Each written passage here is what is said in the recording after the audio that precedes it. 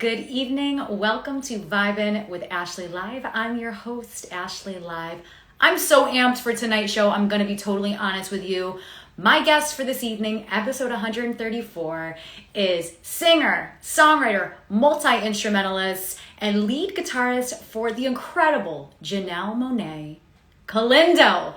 Kellindo is such an incredible musician. So during his childhood, he sung opera, and then in college, he studied jazz at the Manhattan School of Music. Kellindo has toured the entire world and worked with everybody from obviously Janelle Monae, Nile Rodgers, Stevie Wonder, and the incredible Prince. So Kellindo is in the room. We're gonna start this interview and get this party started. Whenever you're ready. Hi guys, thanks for joining us this evening. I'm just trying to pin a comment.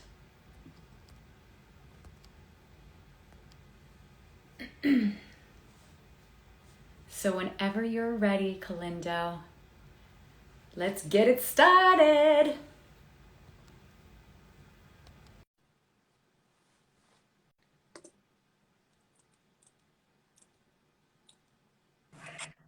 Hi, Kellindo. Hi, Ashley Live. How are you? Hi, I'm doing well. How's your evening going? It's going well, thank you. Thank you very much. Thanks for having me. Of course, of course. Do you want to bring the camera just a little further down? Yes, I plugged in my charger and it just pulled the camera way away. No, you're all good. Okay, beautiful. Yes. Perfect.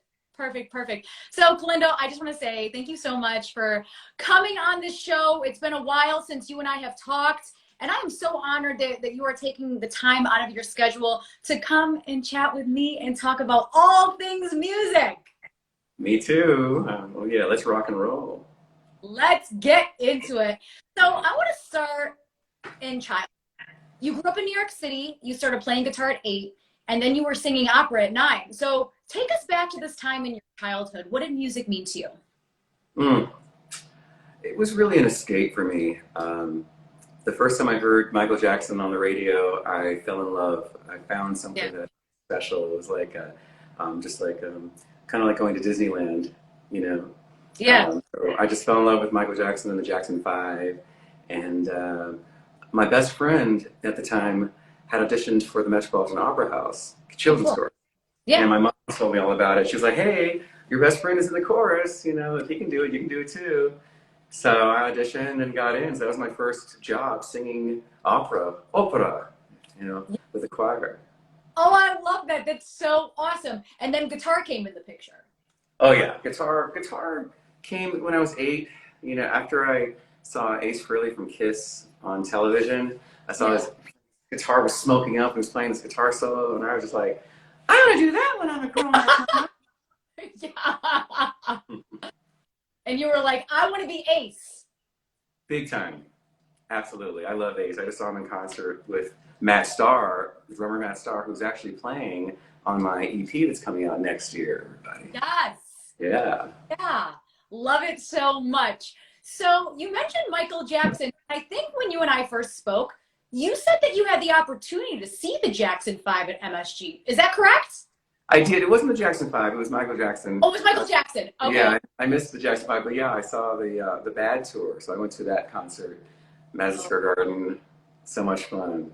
Oh my God, tell me what it's like to see Michael Jackson in his prime. I mean, you remember the Bad album and how legendary it was, and oh my gosh, just bring us back to that. Well, I remember it was the night after the Grammy Awards. Mm-hmm. He was nominated for, I don't know, 1 million Grammy Awards that night, and he didn't win any that night, so I felt a little sad for him. And then the next day was the show, and he was an hour and a half late, so we were all worried that he wouldn't come on. You know? And next thing you know, the lights go out, and it's like, do you want to be? You got to be. Yes. So that was fun. Oh, I love it. But at least you had the opportunity to see him in his prime. I mean, I never was able to see him. I just remember like watching things on TV and people like fainting in the audience. I was like, is that what happens at these shows? Everyone just faints? Yes, I fainted a few times. I was like, in a cool way, if that makes sense. Yeah. Like, oh my gosh, wow. Oh, I love it. I love it. So I think you kind of touched on this a little bit earlier, but what are some of your first memories of music? Hearing Bohemian Rhapsody in the car, on the radio in the car, Yeah. driving with my mom and my mom's boyfriend at the time, and this song came on, and I was just floored. I couldn't believe it. It was opera, rock, and Yeah. metal, all in one, and I could not figure out who it was. For the life of me, I just couldn't. There was no Shazam back then, I couldn't Google it. Yeah. So I thought it was ELO. After doing research, I was like, oh, it's ELO. It's got to be. Yeah. And because they sound a lot alike, right? Electric, yeah. So, but it took me, I don't know, maybe 4 years or so, maybe 3 years to find out who it was.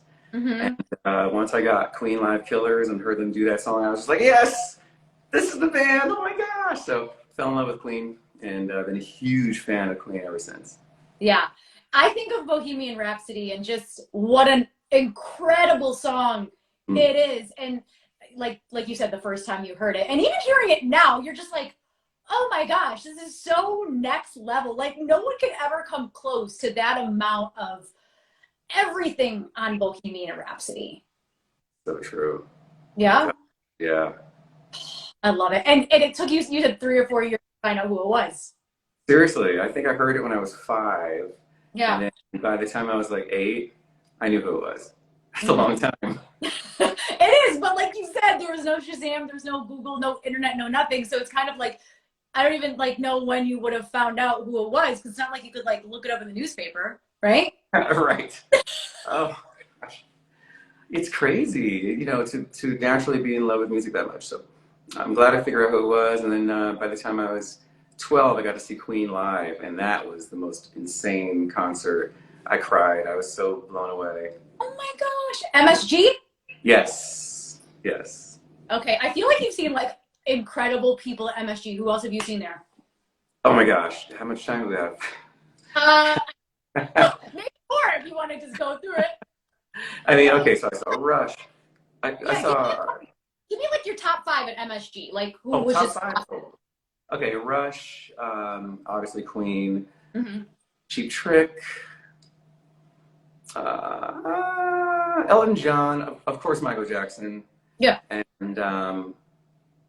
Kiss. Kiss, the first time I saw Kiss, I was pretty blown away. Yeah, Kiss is one of those bands. They put on this theatrical fire, makeup.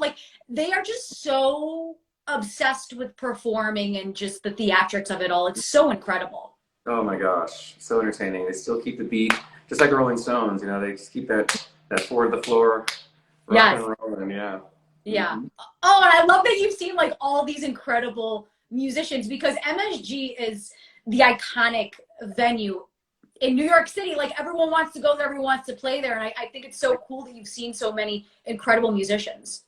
Yes, I'm very blessed, very honored, and we got to play MSG a few times. Yes. What is it like to play there versus sit in the audience? I'd rather play there than sit in the audience. I mean, the audience is cool. It's fun to watch shows there, but playing there is such a natural high. I can't even tell you.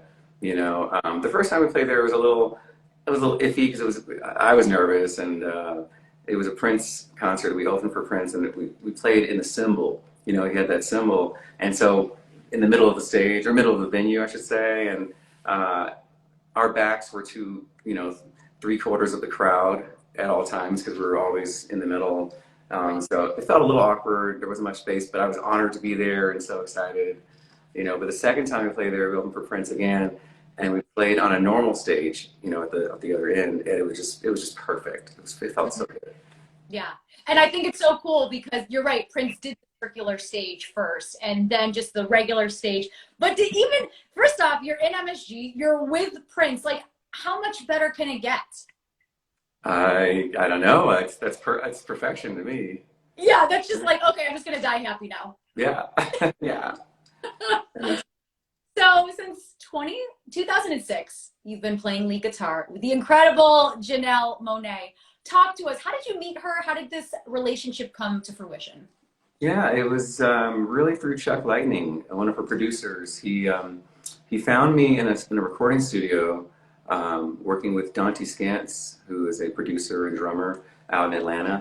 Really guy, and Chuck got my number, and we've been in touch ever since, obviously. And he hit me up to work on a Deep Cotton album, and that's his band. And Janelle Monae was there, at the studio as well, and she was like, "Hey, I want to get him on my stuff too." So we worked on Metropolis, and the music was already written.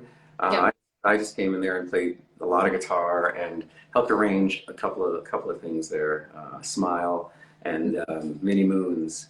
And then Many Moons was nominated for a Grammy, so that was our first Grammy nomination. Yeah. And that's where we had a great time seeing Carrie Underwood win her Grammy. And I'll never forget that. That was really remarkable, a great time. And then Janelle got the record deal, and she owns her own label, but she got the deal with P. Diddy from that album, and the rest is history. So here we are. Yeah, I love that you were with her from the beginning, because like before anybody knew who she was, before the label came, like you guys were like already synced up, and she was like, "Yeah, Kellindo, I love you. Like, come do it with me." Yeah. Yeah. It feels so good to be a part of the origin. Yes. Yeah. Yeah, because you could have come in like 10 years later, right? Yeah, which would still have been great. Would have been which great. would have been amazing. But like from the very beginning, and I think it's really cool when you see an artist like that and you can see their career progression, right? Because there's so much hard work that goes into making this music, going on tour, like, and especially the amount of success that she's had in that time. Like, it's got to be so cool to be with her all along the way. Big time. Oh yeah. Oh yeah. Oh yeah. Just to watch her grow as an artist, as a performer, as a recording artist. Yeah. I learned a lot as well. So, I'm very excited. I can't wait to do our next album, our next tour. Yes. So looking back, and this is a long period of time, you've been on tour with her, you've hung out with her, done all this really cool stuff with Janelle. But what's one of like the most memorable moments that you've had with her? Working, I would say working alone on stuff, working on songs, working on show approaches, because that you got to do that first, to get yourself in a position where you're happy and proud of what you did live on stage. And then of course, some of those great shows we did, the Garden for one, but I remember Red Rocks here in Colorado. Was just remarkable. Tame Impala, Janelle Monae, and MGMT on the same bill, outdoor venue. Yeah, good times. Yeah, Red Rocks is one of those places, whether you attend a show or you play there, it's just like an out-of-body spiritual experience. Yes, big time. Yeah, the guitar played itself for me. Yeah, you were like in a different world. You were out-of-body experience. Yeah, absolutely. Yes.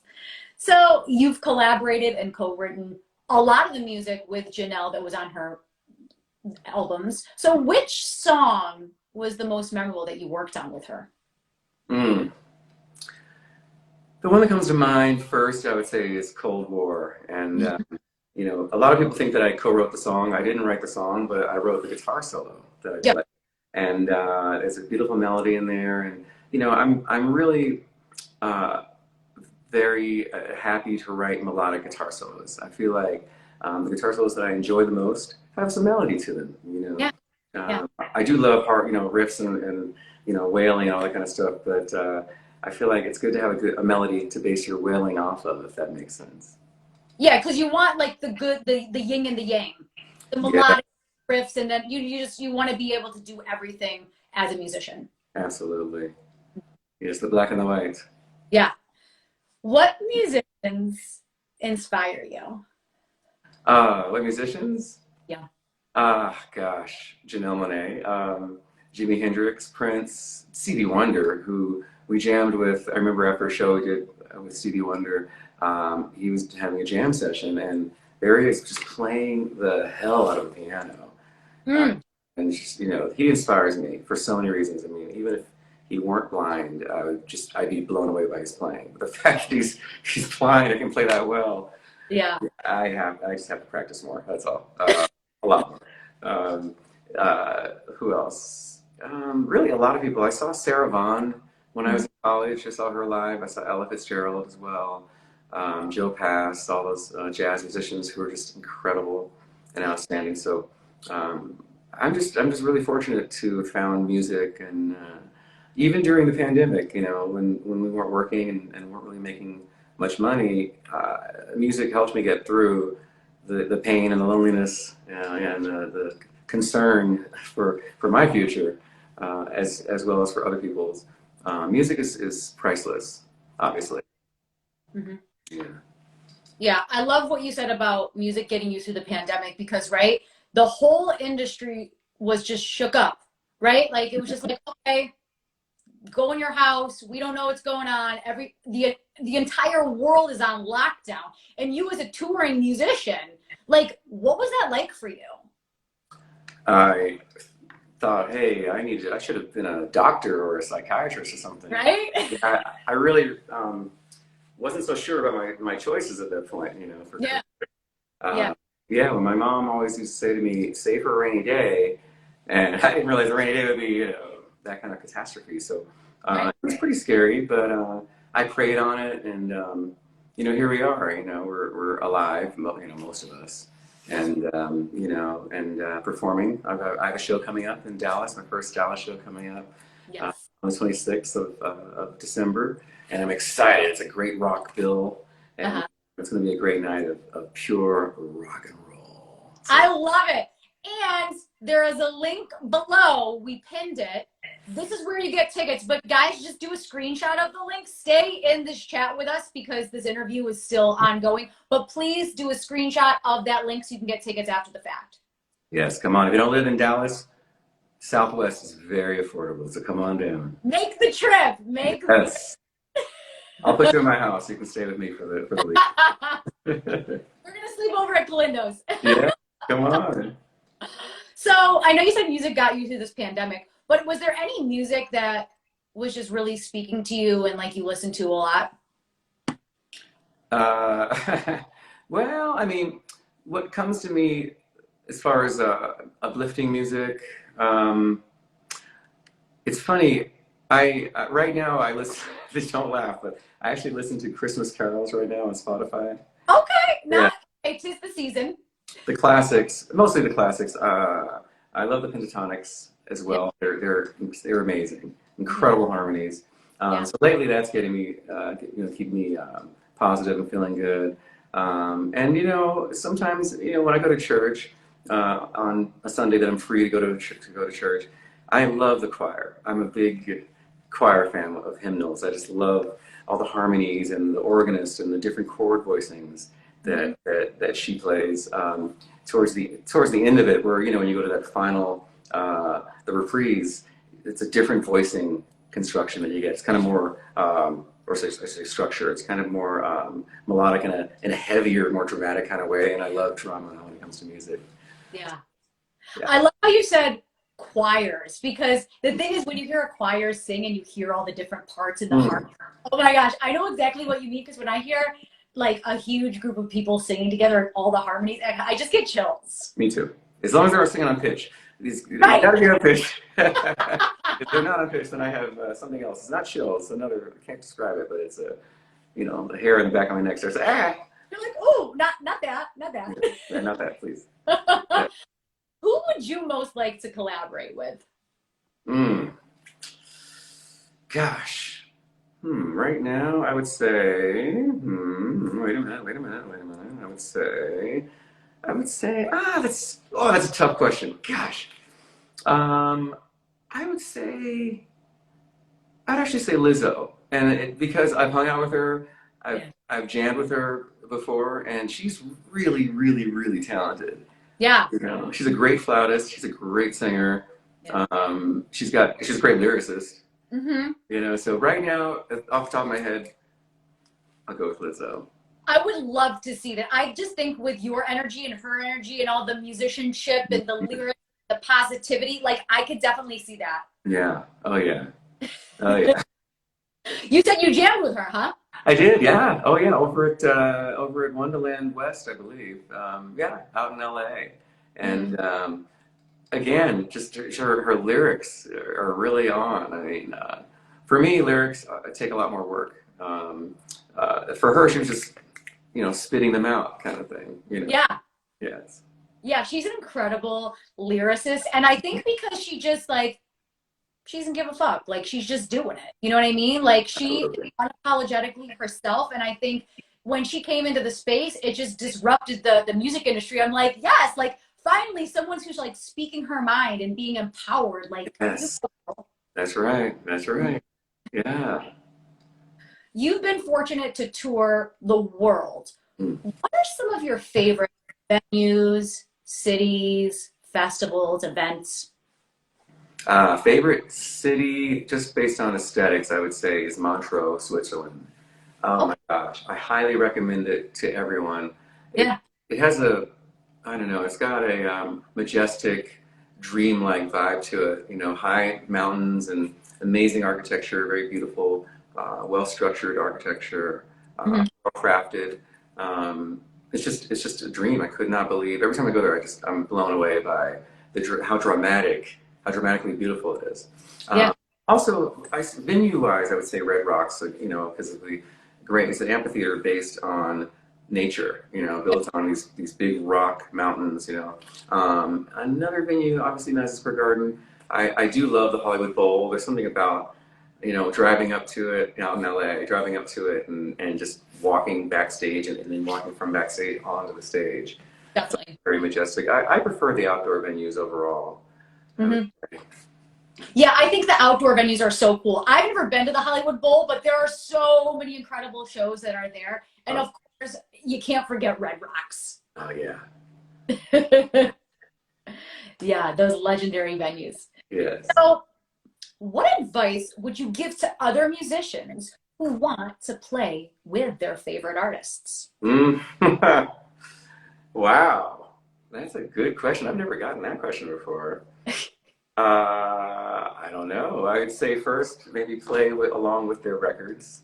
Yeah, Learn their music and you know, call your friends and ask around who knows this person or who knows their manager yeah. thing because it's a who you know thing, as you can see. I mean, if I hadn't have met Chuck Lightning, I would not have met Janelle Monae. Hmm. So the who you know is definitely very important.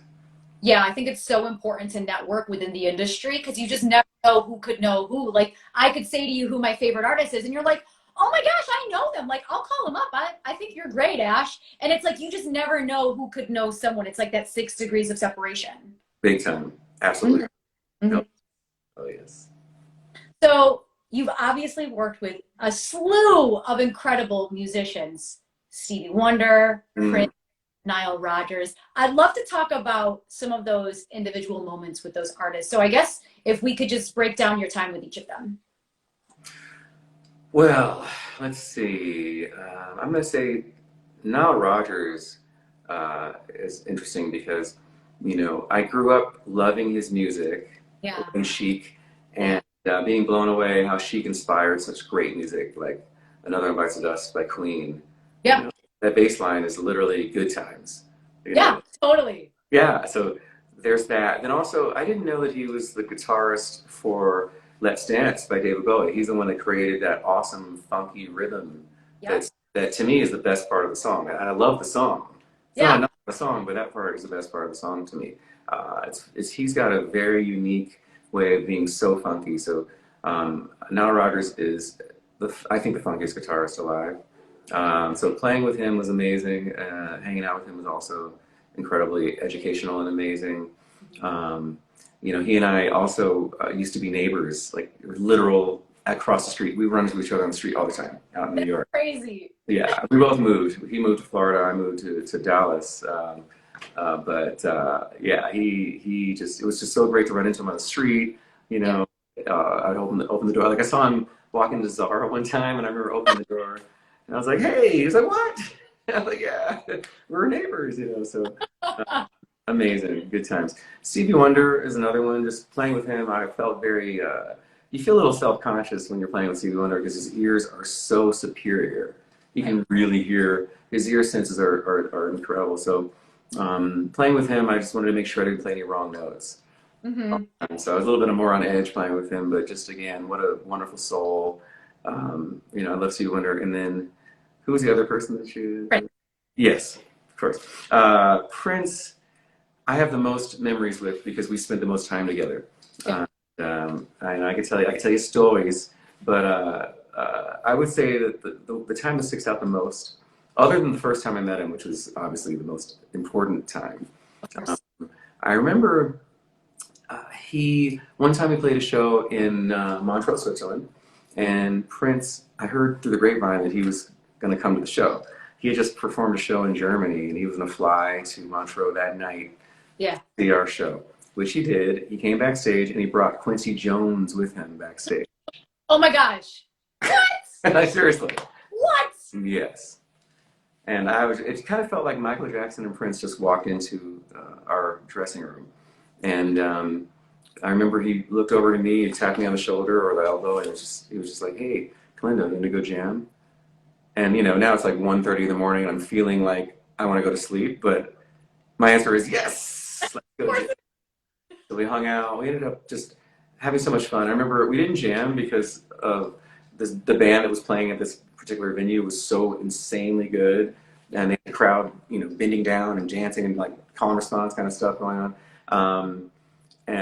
So instead of doing that, we just hung out. And I remember there was this lady with us who I thought was like a groupie. She was this cute, beautiful lady. And I was just like, who is this person? I mean, this one person I don't know. I need to say hi to her. And so I said, hey, what's your name? And she said, I won't tell you unless you take off your sunglasses. Oh! I always wear, as you probably know, I always wear these,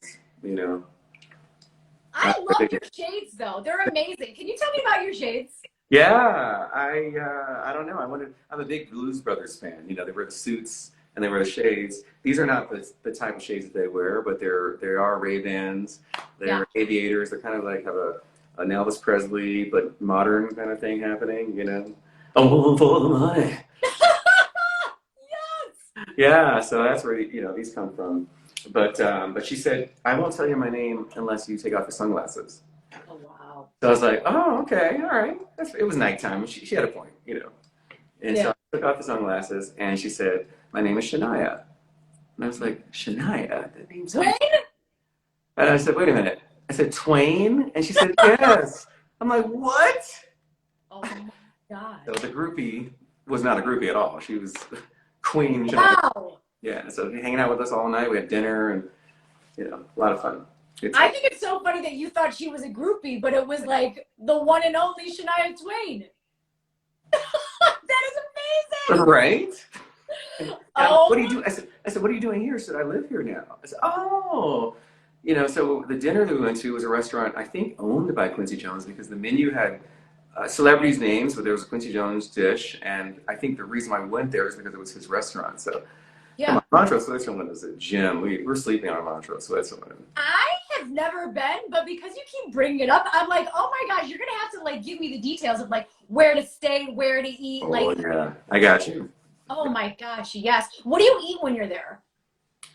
I did actually. That's one of those places where I don't know if I can tell you the type of food that's very predominant there, because I usually go with something that looks familiar on the menu, because I haven't been there long enough to experiment with too many things. But so for me, gosh, that night I remember Quincy Jones. I think his dish was a chicken-based dish. Yeah. But when I go to Europe and I'm not sure, I just get a spaghetti dish. I'm sorry, that's I'm like a kid when it comes to that. But I'm next time I go to tour, I'm going to learn more about the culture and the type of food. It's one of those things. You do a show and you kind of have a more limited array of restaurants to go to after you're done before it's time to go to sleep. So there's that. Yeah, and it's kind of good to stick with things because spaghetti is one of those things, like, you can't mess it up. Like, what spaghetti is like. Whereas if you go somewhere else and you're like, okay, I don't know what to get, what I feel like, what if I don't like it? That's right. I know I loved it, whatever it was. I wish I remembered. I should have taken a picture of it. Okay, I feel like you're going to be there soon, so next. Yes. So I want to talk about your solo career. Can we talk about the creative process when you write a song for yourself? Well, that depends. It really depends on a lot of things. Sometimes a song comes to me from a dream. So, I have my cell phone, not too close, but close enough to reach if I wake up in the middle of the night with a song idea. And the reason that happens is I'll be having a dream, and in the dream, whatever's going on, whatever story is going on in the dream, I'll hear this beautiful music in the background, and I'll just be like, "What the hell is this song? Oh, hell no! This doesn't exist! Wake up! Wake up!" And so I'll wake up, sing the song in the phone, and I'll be like, sing the song, and I'm like, I mean, when I'm singing in the phone, it sounds like, yeah. And when I wake up the next morning to listen, it's like, sleepy, why am I singing? Because you do it in your sleep. Yeah. Oh so my, that is so. I have to learn the art of clearing your throat, whatever it takes, to communicate properly with the phone. Yeah. Wait, so you must dream a lot then. You have a lot of dreams? I do compared to other people that I know. I think I do. Not every night, but when I do, they're deep, and there's always a soundtrack. It's never a song that's out. So far, maybe once, but other than one time, perhaps, there's never a song that's ever been released before. I don't hear, a Beatles song. One time I had a dream of a Queen album that never existed, that just never been written. Oh, and I'm so mad. I heard the entire album. I was just loving it. It was Queen in their prime, and it was just so integral and just operatic, and it was kind of like an Ivy opera, but it was not an Ivy opera. It was all new stuff. And when I woke up, I was like, I got my phone. I was like, I don't know where to begin. Yeah. That's very interesting because I personally don't dream a lot. And when I do, it's like, when I think of it, it's only like a 35-second dream. And then I wake up and I'm like, was that a dream or did that really happen? So for you to actually hear music in your dreams, that is like incredible. Yeah. I guess it is. I never heard of that. I love that. So you're pretty much like in this dream, and then you just sing into your phone, and then you wake up, and it's just like all this weird muffle. And yeah, usually. Sometimes I hear the music, and I'm just like, oh, this is gonna work. I hear a song here. Oh my gosh. Yeah. So do the vocals come first? Does the guitar? Do you write on the piano top, or is it a little bit of like everything? It just depends. My song "Long Gone," the guitar came first. The riff. I was watching ESPN all day, and I was in a real sports mood, and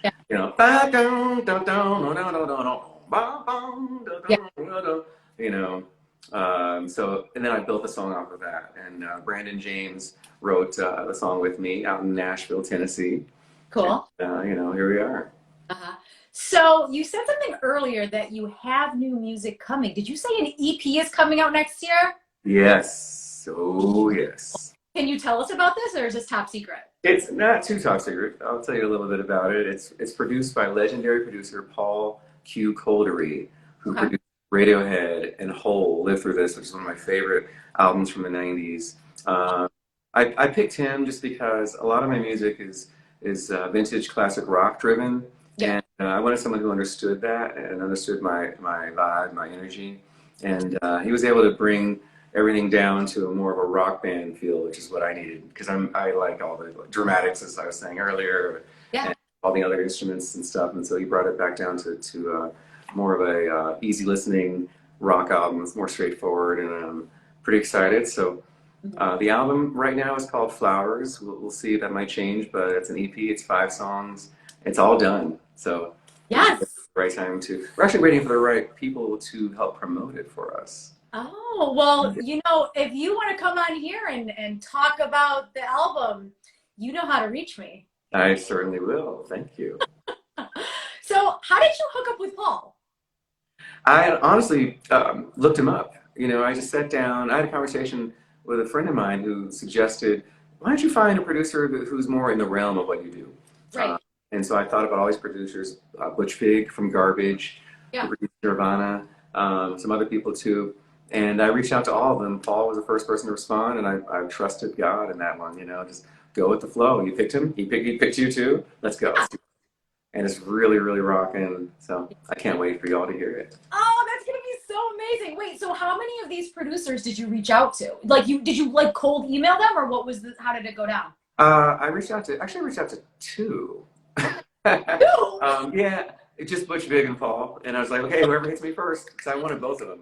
You know, Okay. I've met Butch Vig before. I've hung out with him before, way back in the day, but I lost his phone number, so I hit him up on Instagram. Whereas with Paul, he has a website, and literally, if you want to hire me to produce an album, contact my manager. And so I contacted her, and I sent him. She was like, okay, let's see if he likes your music, and sent the music. And said, oh yeah, this is what I want to work on. Yes, let's do this.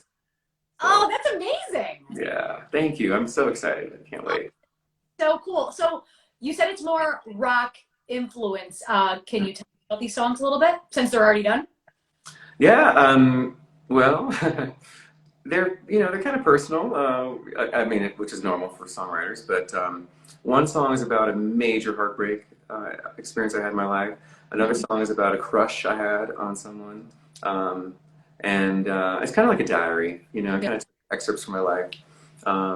Another one is about someone who, another one's kind of like about, I should say without getting too personal, someone who wants someone really badly, but they have to earn the person. And the song is called I Want You, and it's a great rock song. We've listened to the lyrics.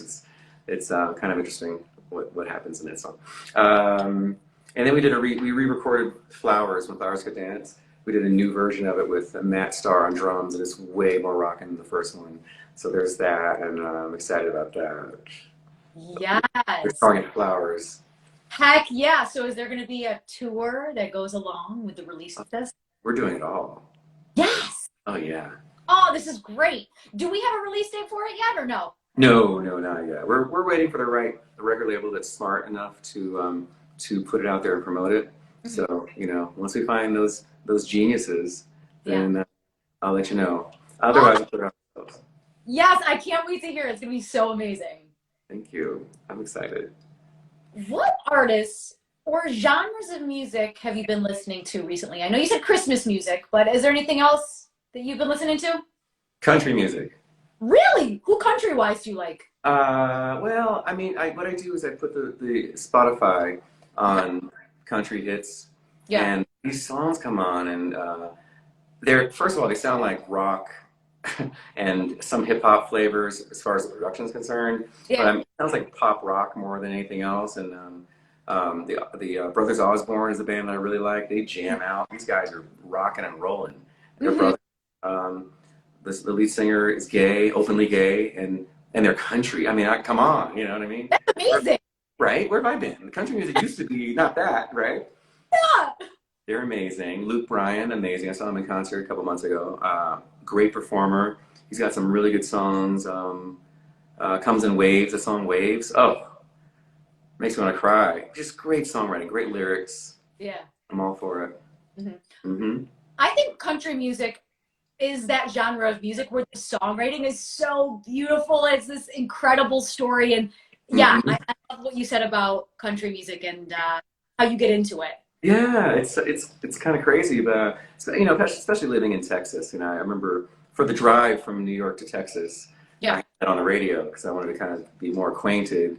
And then I get to Texas, and the first thing I hear is hip hop. Because Dallas is really, really nicely integrated. Yeah, you've got everybody, a lot of everybody there. So I'm pretty happy where I am. Did you buy a cowboy hat? Not yet. That's a great question. I'm not yet. Looking, I found something I like. And I don't have any boots yet, any cowboy boots. Okay. So I wear my Escavels, my George Escavel shoes as often as I can. Yeah. He's out there in LA, but I'm gonna get some cowboy boots and a cowboy hat, and I'm gonna be darn rootin' tootin', y'all. I can't wait to see your cowboy hat because I know it's gonna be like a flair of you. Absolutely, thank you. Like it's not gonna be like one that everyone has. It's gonna be like this one that's like specifically made just for you. That's a good idea. I should. Like a custom cowboy hat. I should get a custom made. I'm gonna do that. Like the best hat maker in all of Texas to make you a rocket. All right, good idea. Thank you, Ashley Live. What song do you wish you wrote and why?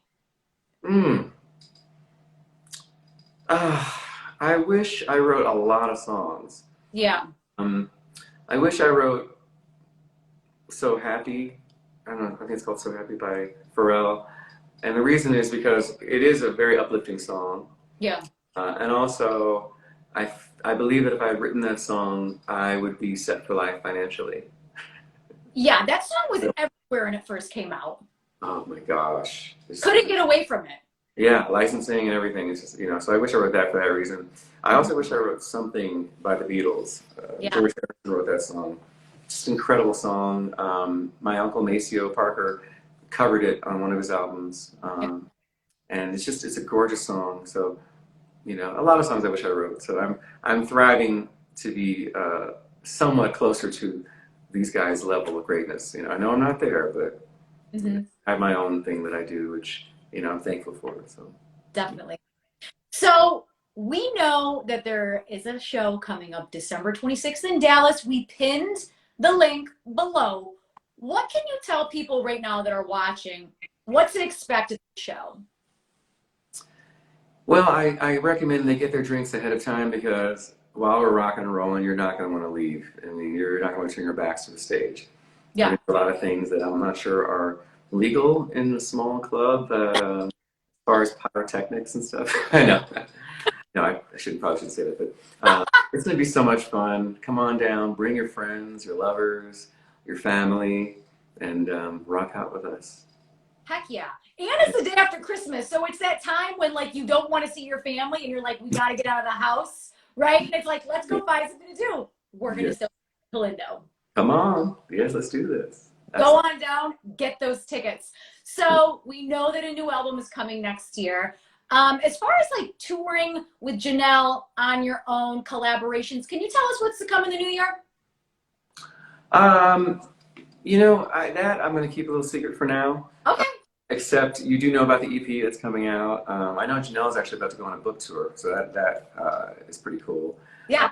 Yeah, I'm very proud of her. Very, very, very proud of her. But I want to just wait for the announcements. Stay tuned to my Instagram page. Yes. Yeah. Stay tuned. There's lots of good stuff coming. Yes, there is. Absolutely. Definitely.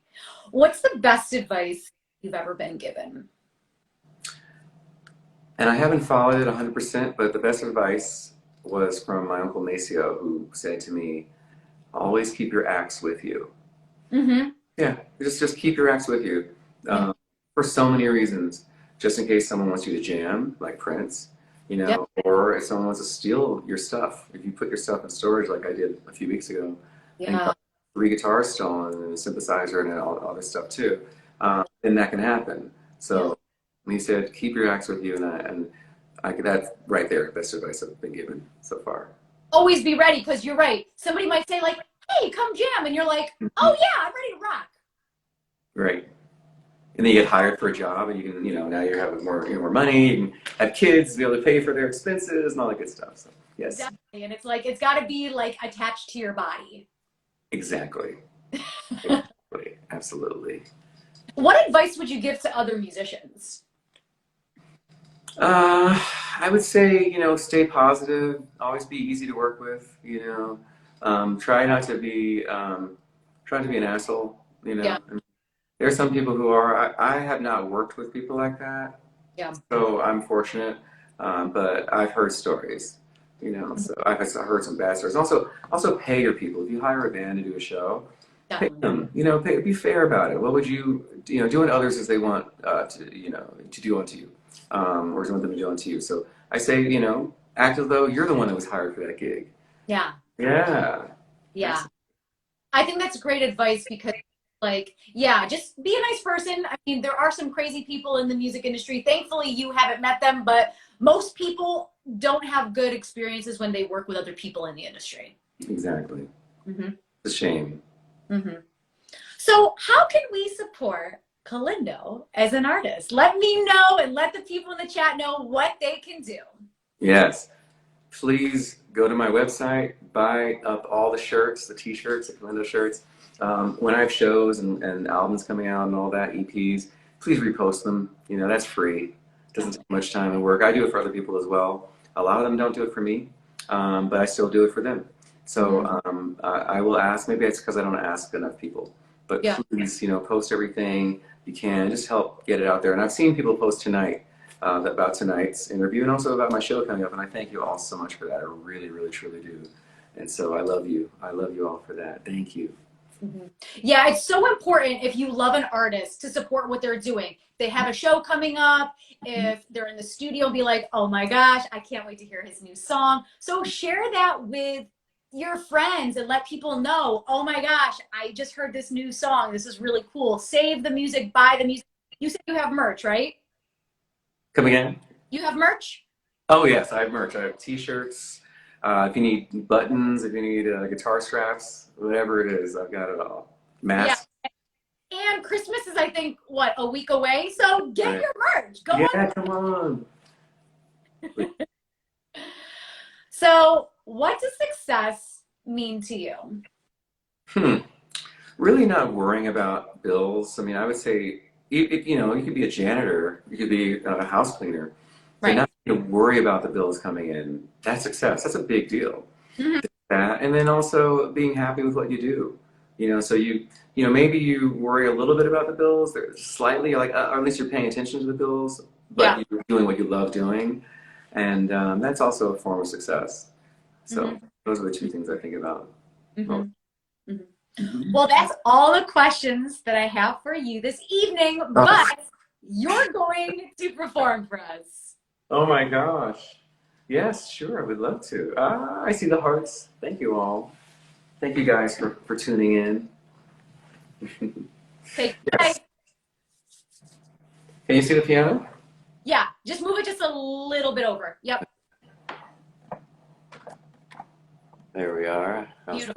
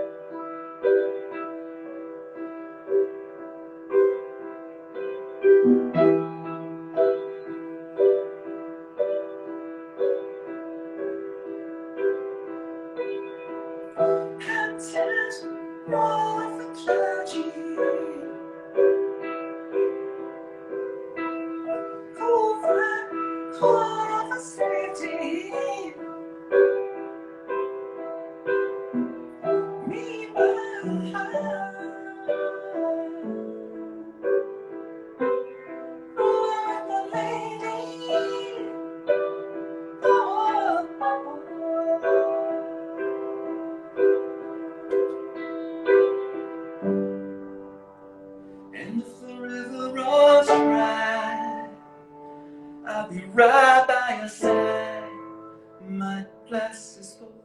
If you wanna tell it down, I'll be waving bye-bye.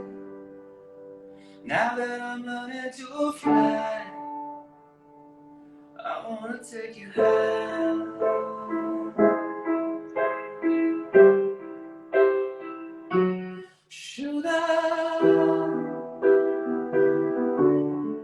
Sugar is spice and everything nice. Sugar is spice and everything nice.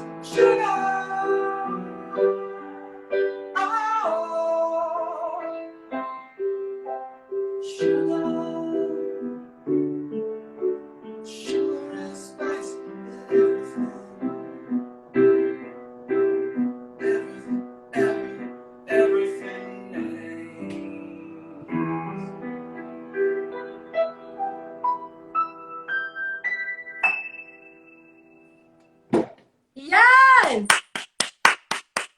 And what was the name of that one? That was called Sugar. And I gotta say, another surprise is there's a music video coming out next year. Yay! Stay tuned with that as well. Very cool. Yes, thank you. Thank you. All right, and for my second song, I'm gonna get my guitar. My guitar, and I would love to explain to everybody what this is here. This is a guitar, obviously, but it's also the exact replica of Brian May's guitar. This is Brian May's Red Special. Brian May from Queen. Oh, yes. Yeah. It's beautiful. How long have you had it? About a week and a half. So I'm learning how to use it, but I love it. I love the tone. Yeah. She's my youngest guitar. Mm-hmm.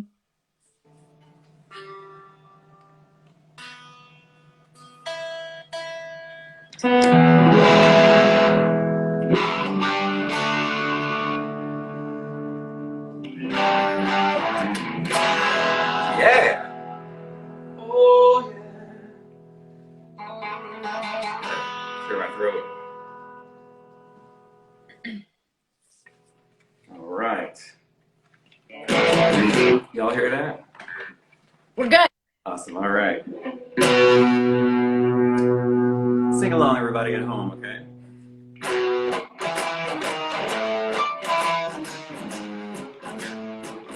Come on!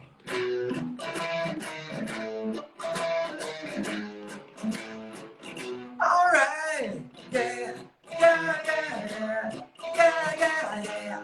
Yeah, yeah! Come on! Yeah! Yeah, yeah, yeah! Yeah, yeah, yeah! Yeah, yeah! Johnny was a boy whose favorite toy was a flower dancing on the moon. His mama would ask him, open the door, what you doing inside the classroom?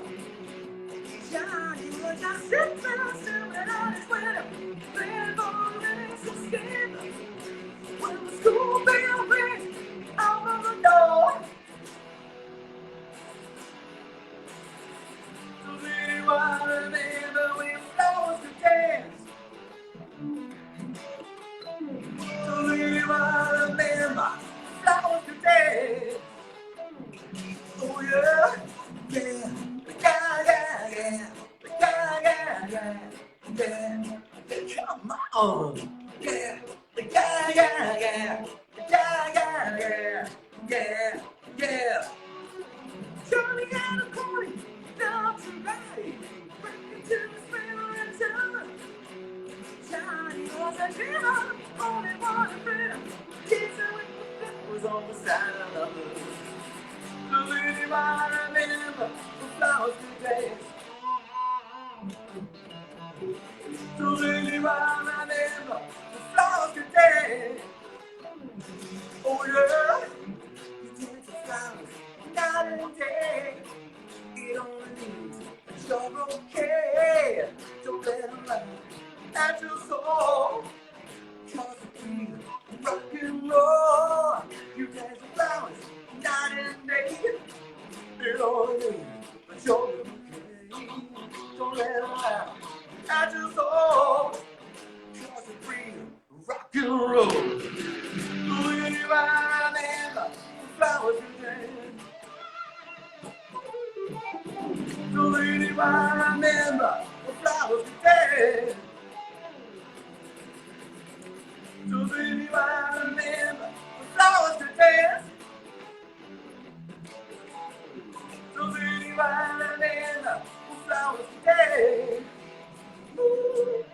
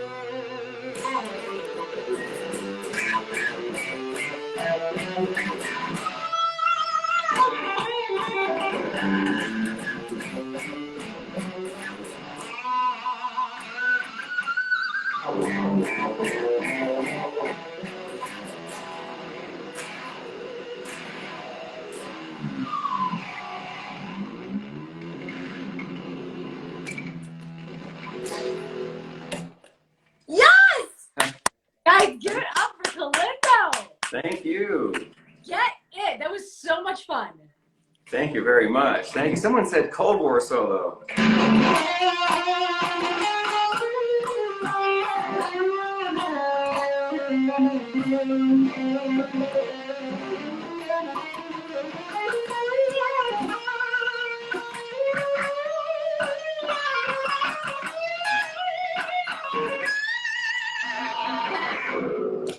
That was for you. Yes, give it up. Yes, thank you so much. That was awesome. And what's the name of that song for people watching? Yes, the songs that you heard, one was Sugar, the second one was Flowers, coming out on the next EP, and the last one was Cold War. Mark, hey! Cold War, Mark, thank you for that request. Yes. Yes. So, do you have time for a couple questions, Kellindo? Absolutely. Beautiful. Guys, if you are in this chat right now and you have questions for Kellindo, feel free to put them in the comments section below. So, talk to us about your love of guitars. What do you love most about playing a guitar? Well, for one, I love that I can carry it around with me. You know, as much as I love the piano, right? If I could carry it with me more often, I'd probably practice a lot more. Yeah. But yeah, the fact that I can take a guitar with me. I'm also a huge fan of distortion.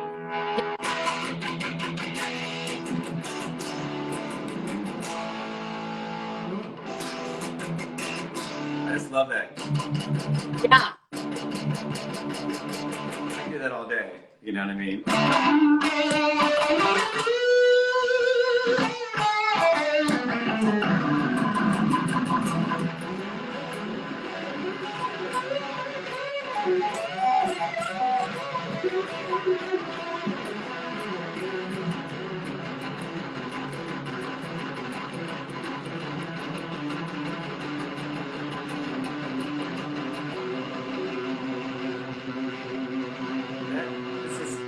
It's heavenly, you know what I mean? Oh my gosh, it's just next up. Yes. Heck yeah. Who are your favorite guitarists? Well, Brian May. I actually love Joe Bonamassa as well. Yeah. Gary Clark Jr., Wes Montgomery, George Benson, Alex Lifeson from Rush. Yeah. Ace Frehley from Kiss. Oh my gosh, the list goes on. Barney Kessel. It goes on and on and on and on. Yeah. But pretty much everybody. Yeah. I mean, you know, Rick Nielsen from Cheap Trick. Yeah. And by the way, Rick Nielsen's son, Dax Nielsen, is playing drums on my EP as well. Oh, that's amazing. Yes, he's also the drummer for Cheap Trick. So very cool. Yeah, it's gonna be. I can't wait for it to come out. Everyone, please purchase it, download it. Purchase, download, stream, tell all your friends about it. Like, come on, guys, let's get it. Mark wants to know, what is your favorite song to play live with Janelle Monae? And favorite solo song? Oh, okay. Ooh, my favorite song with Janelle Monae is Many Moons. Definitely Many Moons. Cold War is a close second, but Many Moons, oh my gosh. Yeah. High energy rock and roll. I love the guitar solo. I love the beat, amazing drum beat that Nate Wonder produced. So I would say Many Moons, and then my favorite song of mine that's solo. Oh, B.B. King, forgot about him. Thank you for that. I love B.B. King, big time. Oh my gosh. Favorite song solo right now, that's a really tough one. I'm gonna say one that you guys haven't heard yet. And so when it comes out, you're gonna love it. It's a song called Jamie. And it's a fun song to play. It's challenging. There's a lot of movements to it, you know, kind of complex, but it's just so much fun to play. Awesome. Yeah. Where do you see your career in 5 years? That's a great question. I see myself in a position where I hear my music in movies, in commercials. Yeah. I see myself touring, you know, pretty regularly, and also collaborating with more people. Yeah, more great, awesome artists out there. Yeah. So when you're on tour, what is a ritual or something that you like to bring with you when you're on tour? My brush. You know, sunglasses, you know, certain things, obviously my guitars. Definitely. My Kellindo picks, which are also available as merch. Oh, I like them. with the Ray-Bans and everything. Yes. A lot of times I throw them in the crowd. Uh-huh. And my common sense, you know, I go on tour and I know better nowadays than to go out and try to find where the party's at. You know, when I go on tour, I just do the show and then go to dinner and go home, unless there is a party, you know, that's, you know, well orchestrated. Yeah. Or unless someone says to you, hey, you want to come jam with me? And you're like, oh my gosh, it's Prince, it's Quincy Jones, it's Philip Bailey. It's just like somebody who's like monumental. Yes. He's a sweetheart too.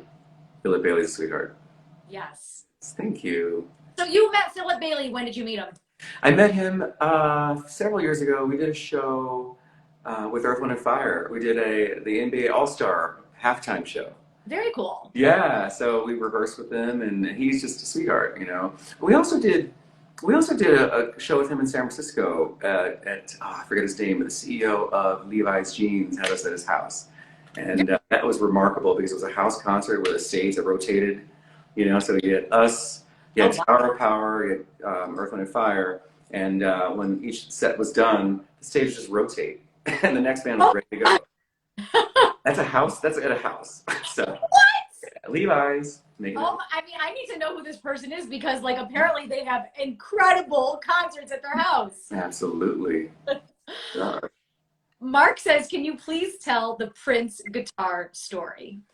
Oh boy. Oh yes, that was nuts. Gosh, I think we were in Chicago at the United Center where the Bulls play.